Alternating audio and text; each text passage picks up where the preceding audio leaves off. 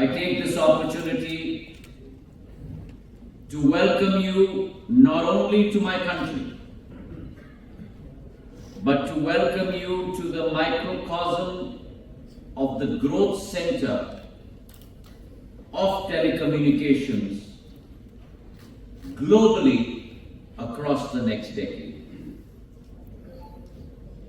We gather here today not only to celebrate the remarkable strides made by our South Asian Telecommunications Regulatory Council over multiple sessions, but also we gather here today to convert this illustrious legacy and conference into vital decisions that we'll be taking on policy and regulatory issues that will decide the path, that will decide the route, not only for our countries in South Asia, but as the Global South has a more resounding voice today on the international stage, will also, in effect, determine the path for telecommunications and digital future for humanity across the world.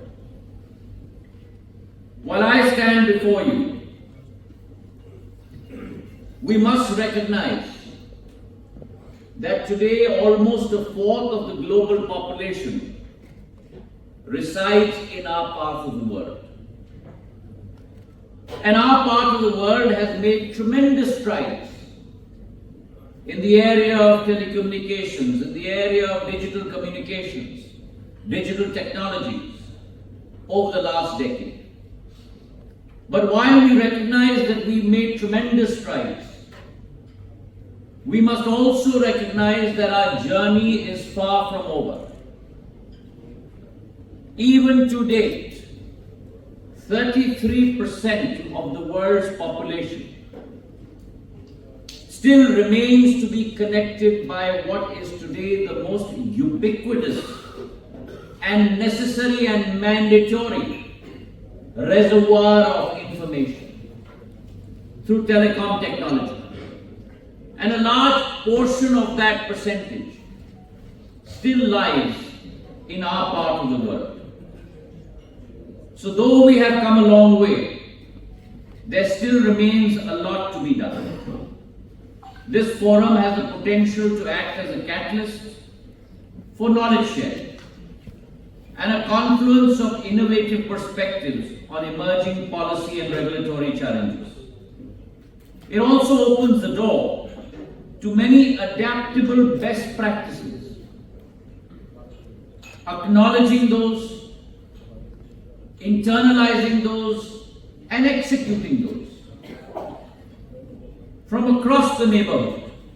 And this forum, I believe, will be an excellent opportunity to be able to learn, adopt, and practice that. Across the globe, there has been a new inflection point. The advent of non-terrestrial networks, more specifically, the GEO, in addition to the GEO satellites, the medium Earth orbit and the low Earth orbit satellites have now given a new inflection point to telecommunication technology. And I believe that presents a huge opportunity to be able to connect the hitherto unconnected population across the length and breadth of our country. I believe that I see the evolution of NTN with great optimism, and I believe that it will unlock new vistas in communication technologies, igniting innovative applications across diverse sectors, and advancing our collective journey and our collective resolve towards the United Nations SDGs, our Sustainable Development Goals. Now, while we embark on this journey, I must also talk about the vibrancy of the Indian telecommunications landscape. Inspired very much by our Prime Minister's own words and his resolve, when we talk about technology, not only as a powerful conduit, but as an ability to be able to discover, learn, evolve, and implement, in our Prime Minister's words. India, ladies and gentlemen, treats technology not only as a tool, but as a harmonious blend of speed, blend of simplicity, and blend of service. And the capability of this technology to empower our marginalized people across the length and breadth of our landscape. India has advanced tremendously, and we believe that this telecommunication and digital technology should be a custodian of sustainable economic development. And as we grow down this path, India today stands in many ways as a global titan, one that can harness the unbelievable prowess of artificial intelligence, one that commands today the second largest telecom network in the world, one that today is the third most digitized nation across the globe. We have had tremendous advancement in the last decade. If you look at broadband connectivity, we've experienced a 15-fold transformation from 60 million connections to 924 million connections. When you look at our telecom capability, close to about 1.2 telephone users today across our country, 970 million internet subscribers. And while we look at that number, the fact that our qualifying threshold for data connectivity has risen from a paltry 512 kilobytes per second to almost 2 megabytes per second. Today in India, almost 10% of our economy evolves from our digital economy, up 3 times from 3.5% a decade ago. And the fact that our digital economy is advancing at a pace of 2.8 times of our GDP means that by the year 2026-27, the digital economy will imply 20% the size of India's total economy. Now that is the numbers that we are talking about. And similarly, when we talk about inclusive growth, because for India, for the global South, for South Asia, inclusivity is the base paradigm that we all live by.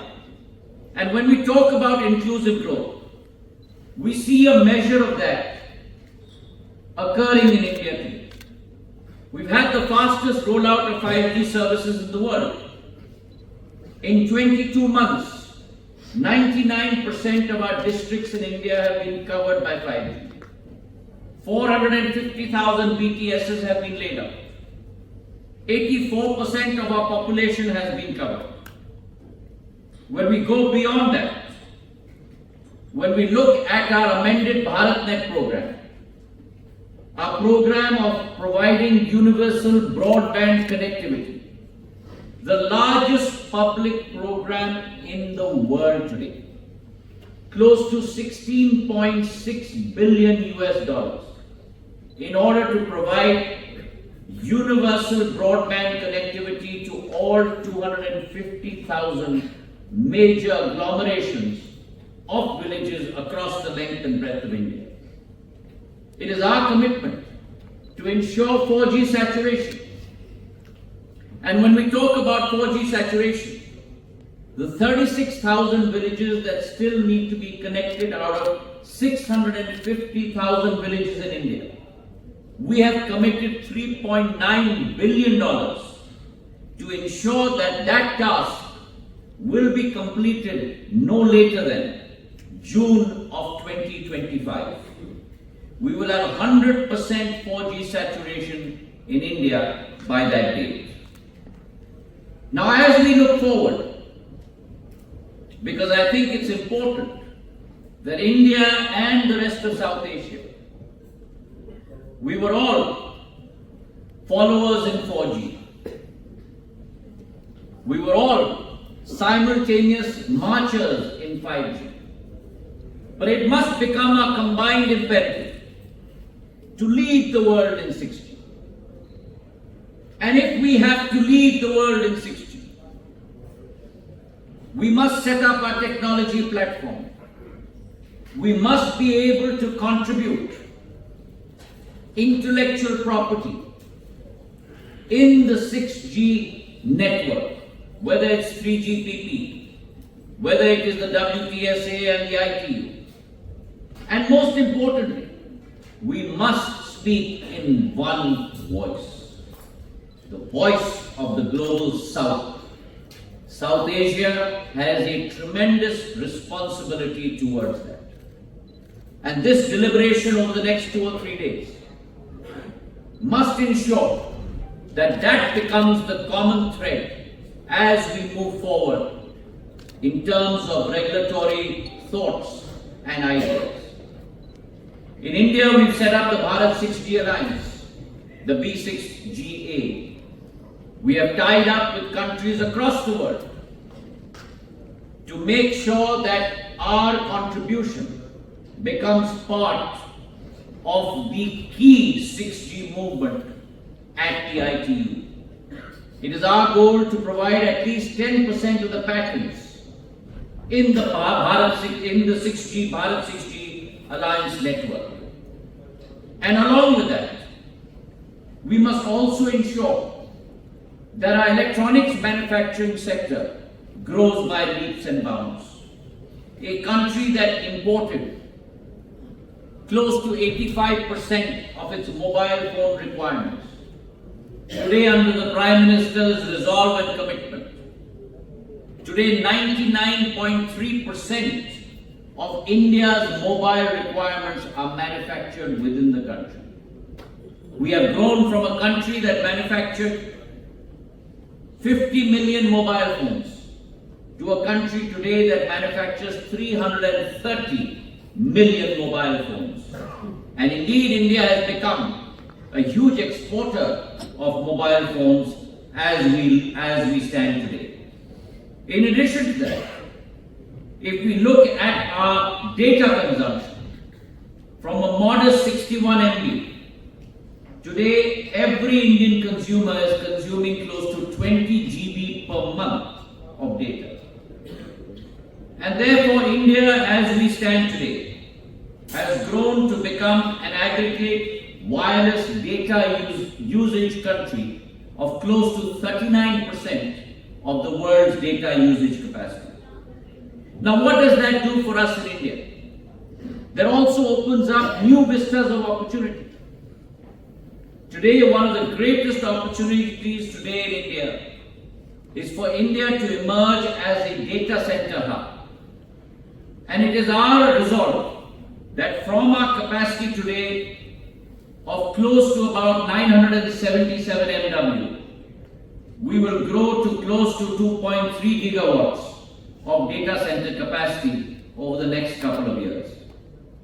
From a regulatory standpoint, we've also introduced the Digital Personal Data Protection Act that takes care of the interests of every consumer, ensuring trust, ensuring accountability, ensuring safety, and ensuring, most importantly, transparency.